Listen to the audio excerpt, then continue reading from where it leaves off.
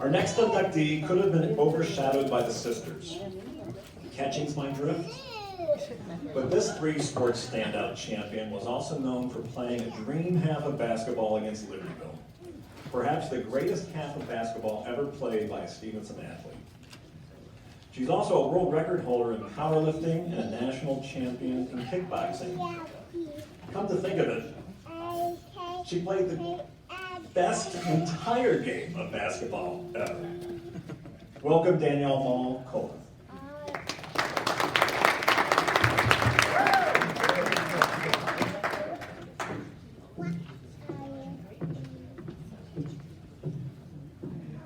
After we lost that game to Libertyville, I left Dan Larson's class the next day in government. I had to leave because I was like in tears, but I'm glad you thought highly of it.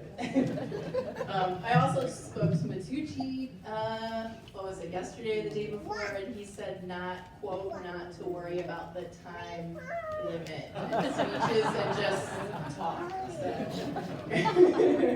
I did bring my tissues. I'm going to try to get through this. This is, I don't know why this week I've just been so emotional about this speech and being here and everything. So I'm going to try to keep it together.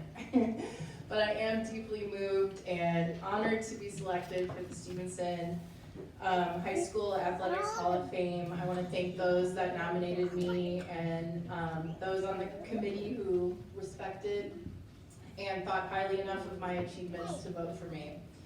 I'd also like to thank Stevenson and Trish for creating and hosting this incredible forum to celebrate coaches, athletes, and supporters.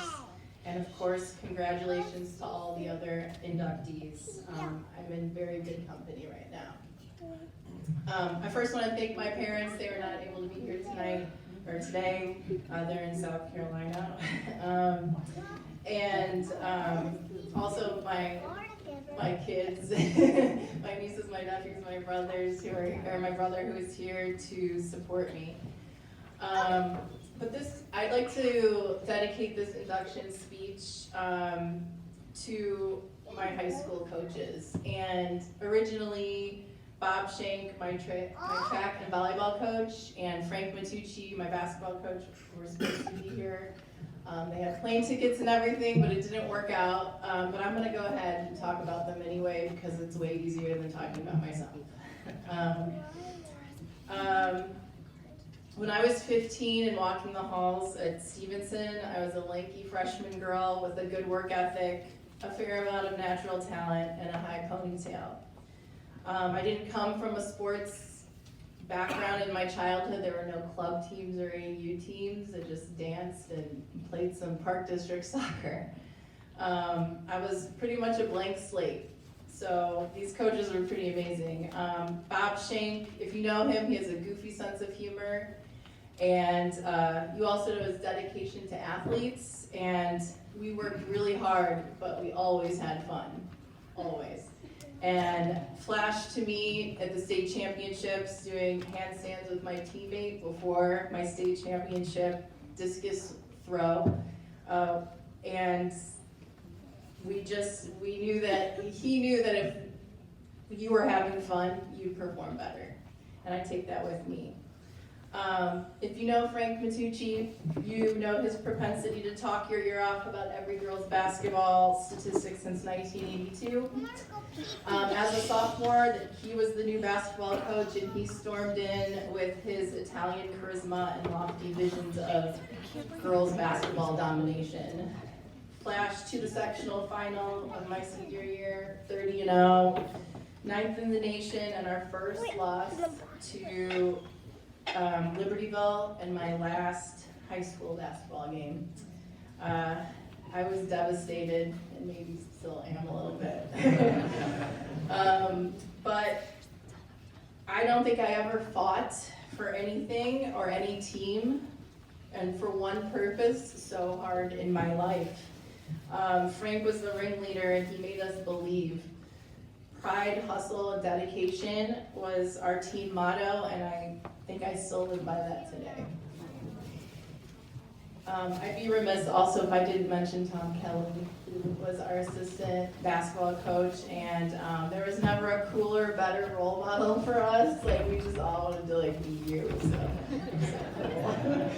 So. Flash forward 30 years, and I'm in Montreal, Canada, standing on the podium listening to our national anthem as I receive my Masters World Championship gold medal in the snatch and the clean and jerk.